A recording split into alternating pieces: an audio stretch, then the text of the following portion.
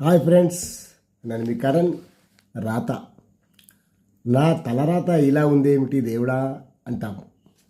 అందరి రాతలు ఒకేలా ఉండవు, అందరికీ తెలివితేటలు ఒకేలా ఉండవు. అతను ఫస్ట్ వస్తున్నాడు, ఆమె ర్యాంక్ కొడుతున్నది, మరి నీవు కొట్టలేవా, నీవు ఫస్ట్ రావా అని అంటాము. ఒకరు ఫస్ట్ ఉంటే ఇంకొకరు సెకండ్ అని తెలుసు కదా. చేతిలో గీతలు ఉంటాయి, వాటిపై రాతలు ఉంటాయి. ఆ గీతలు మన భవిష్యత్తును నిర్ణయిస్తాయా? ధనరేఖ, దరిద్ర రేఖ అని చెప్తాము. అసలు ధనవంతులు కావాలంటే గీతలు, రాతలు చూసుకుంటే సరిపోతుందా? వాటిని చూసుకుంటూ కూర్చుంటే ధనవంతులం అవుతామా?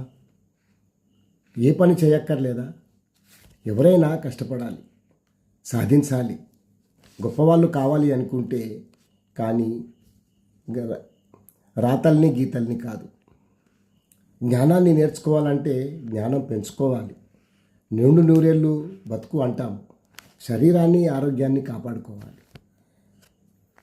ఎన్ని కాపాడుకున్నా దేవుని అనుగ్రహం, దేవుని కృపలేనిదే మనం బ్రతకలేము. చేతిలో అన్ని గీతలున్నా, ఎన్ని రాతలున్నా భవిష్యత్తు ఉండదు. చేతి కష్టం మీదనే బ్రతుకుతాం. గుర్తుంచుకోండి, కష్టం కష్టం కష్టం. కష్టపడండి, సాధించండి, రాతలు మార్చండి, గీతల్ని చెరిపేయండి. Thank you.